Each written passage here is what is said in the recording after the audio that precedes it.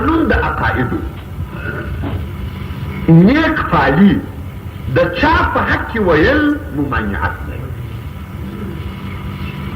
دا خبره درته وایم ممانعت نه لري. مثلا داسې ووایم اوس رسول علیه السلام وایي وکانه یحب الفال ویکره الطیر. رسول سلام دا نیک شی خوښ بولي. دغه چې اوس مثلا ته راننوتلی وه او ستا د راتګ سره یو بل شی پېښ سوی وایي دا خبره رسول سلام بارک په اصحاب مابین کې کېدله چې څه نیکبخته سړی و څنګه نیک قدم و دا خبره کېدله لکه چې اوس ووایي دا د فلانکي د قدمه سره مثلا دا کار وشي دغه د نیک خوایه ولې ول پر مسلمان پر قدم د ده پر راتګ د مسلمان پر وجود د خیر ګمان کوي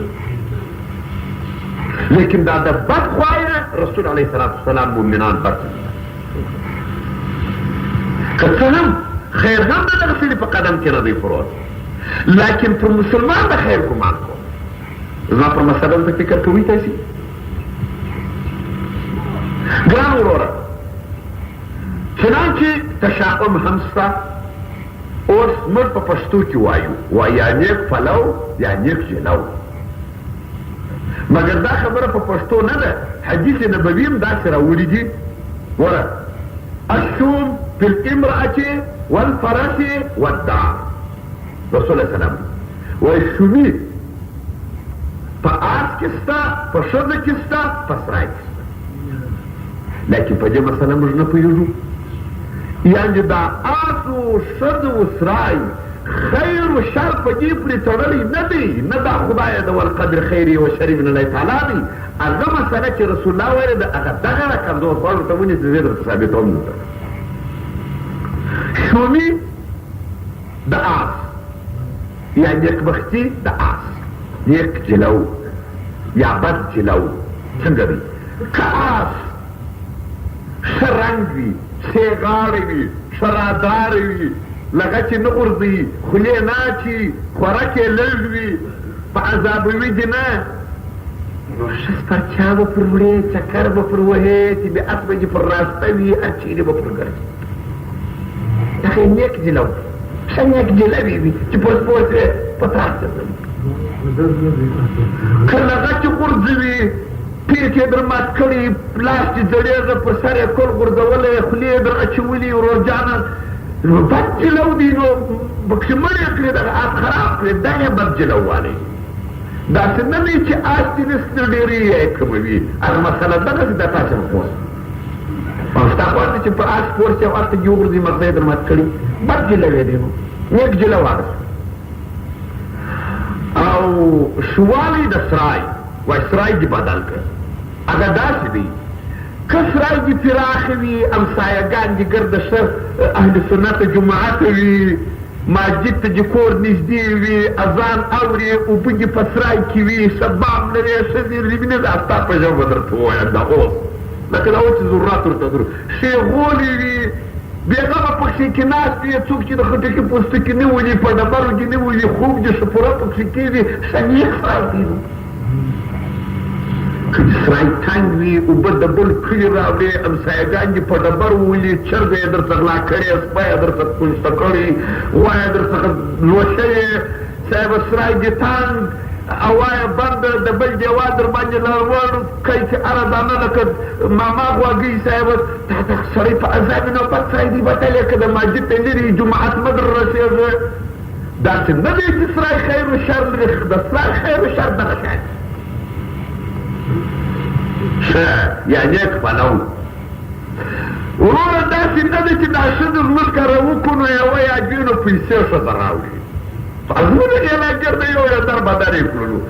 خبره دا ده که د ښځې حسن خلق ښه وي رنګ یې ښه وي ژبې پسته وي کارنده وي مطیع وي د مېړه منقاده وي امر یې وړي په دیوال باندې سر نه پورته کوي د ده د اجازې نه وځي شی یې نه غلا کوي په ده پسې بد نه وایي غیبت یې نه کوي تهمت نه کوي نو یې نیک جلو دی خدای دې پرده نیکه پلو دی خدای دې پرده خوندي کړي نو دا مېړه چې رالي وروره په کور کې ګوره چې پنځه وره به دا سپن مغزه وکړي چان بسي وروره که بد ګل کوي په دکان پوهېږې نه چې ته دکان ته ولاړ شې دا وتلي وي چې کلونه وي شانجې غلا کوي سرطمان یې راچولي تر چاکو ګوري پر دیوالونو ګزغزېدلي وي د خلکو سره خبرې کوي چې ته وایي پشته تا پکښې حدیث کنځل درته کوي نقصان در رسوي غیبت دې کوي نو بد پلو دی و بد بیخ دې خېږي هغه نیک پلو دی چې جوړه غوښې درکړم متنجان درکړم د پاچا پر پاشچې دې کښېنم او د دې سوټک د شا د خوا در پسې ولاړ حیران چې په ګډوډۍ ګرفتاره او دا یوازې درته چې کاکا چپ نه خراب کړو خدای ستا هم راځي پلیز ما بېغمه اوسه زه خو شی نه غواړم یوازې زه حرام هغه شی چې رسول الله ویلی دی موږ خلک یې ترجمه یو رقم کو دا د حدیث مې درته ووایه د ترجمه د حدیث چې کتاب راوړی دی فلاني او دا بیا درته وایم خدای وایي چې زه پر ګمان د بنده یم یوه بله مسله هم درښیم پر هر چا کېږي هغسې ګمان وکړي هغسې کېږي اوس فرض دی که حاجي کاکا داسې خوانه به دی که ما وویل چې حاجي کاکا دغسې سیپاله دی چې دغه راسې د ده د راتګه سره ترد جواب پر ما راولوېده صاحب دې خوا ډبره راولوېده رښتیا که مې درته په نیت د سیپالي وکړه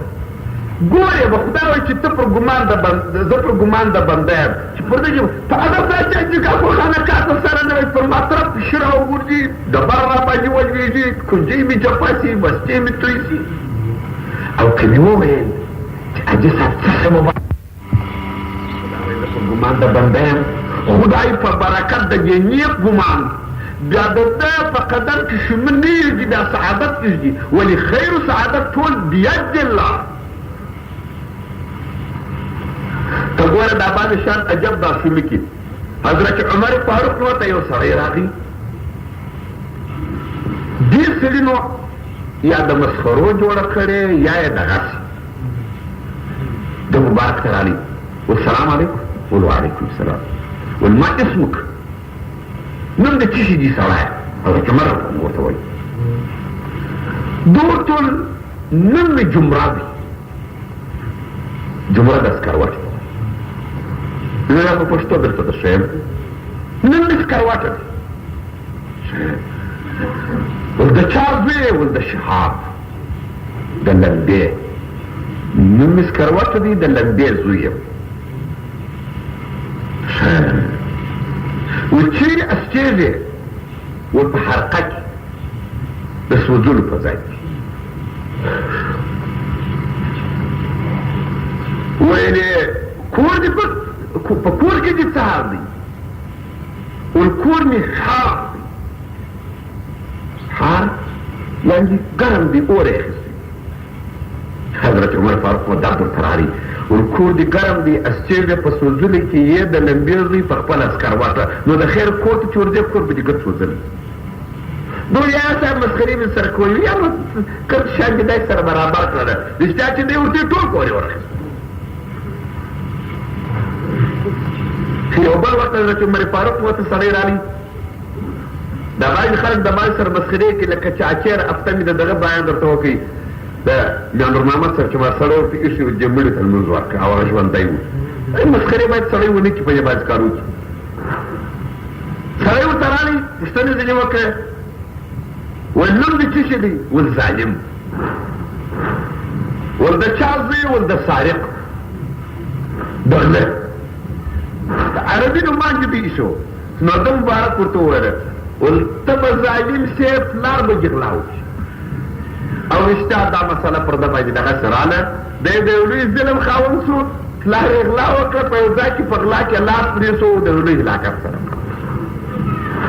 دا خبرې مې تر دې نیک ګمان او تر بد ګمانه پورې ګران وروڼو ته تقدیم کړو مګر دغه لفظ د طائر یطیرو بموسی دغه طیر په عربي کې مرغه ته وایي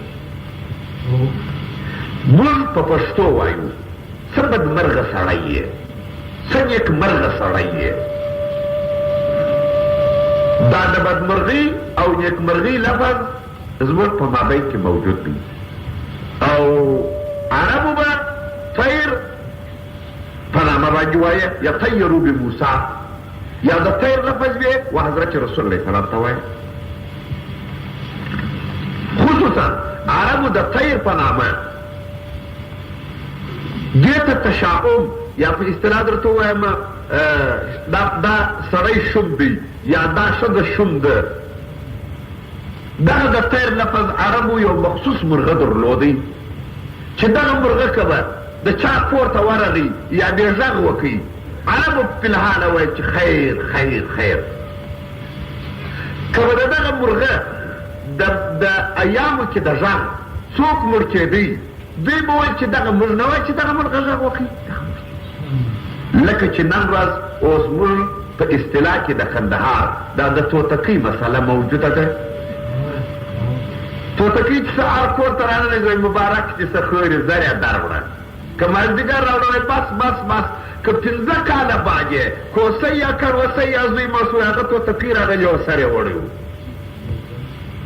دا د طیر مسله په عربي کې هغسې ده دا دوی په فارسي یا په پښتو کې زموږ داسې. حتی حضرت اکرمه وایي موږ ناستو په نیز د ابن عمر او حضرت عبدالله بن عباس نو په نیز هغه مرغه چې د عرب بد ځینې وړه دا ټپوس یا کارګو هر بلا چې و یا دا پکه باشه یې بولې را ژېړ ژېړ سترګې دا بلا چې به یې را په اواز وله نو بیا غږ وکړي نو دا قوم به نعرې کول الخیر خیر. حضرت ابن عباس نو ورته لا خیر ولا شر نه خیر دی نه شر دی مرغه دی ناره یې وکړه. یا لکه اوس چې موږ د بمه څه بد وړو یا په اصطلاح جګانې وایم دا سرکه وایي نه اچوئ دا پر موږ نه ځي تور کمیس نه ځي دې ته تشاؤم وایي. اوس نو دغه مسله موږ د عقایدو په نیز څنګه څېړلی شو؟ ګران وروره هیڅ یو مرغه یو سرکه یو کمیس د خدای اراده نشي ګرځولی او تغییر و تبدیل نشي ورکولی. دا عادت زده کړه چې د چا سر تللی وي یا د چا سر راغلی وي توتقي نه عزرائیل علیه السلام ده نه امر د کن په یکون ورڅخه دي نه د بل چا په قدم کې د چا هلاک و مرګ و سعادت پروت وي. قل كل من عند الله خیر او شر ټول د جانبه د خدای دي. فامنت بالله کې موږ ویلي دي چې والقدر خیره و شره من الله تعالی. دا خبره په امنت بالله کې خلاصه شوې ده خیره و شره من السرکا والپلان کې څخه نه ځي من التوتقي خو په فکشیوالي مو ویل دي چې والقدر خیره و شره من الله تعالی. په دا خبره باید سړی ایمان ولري.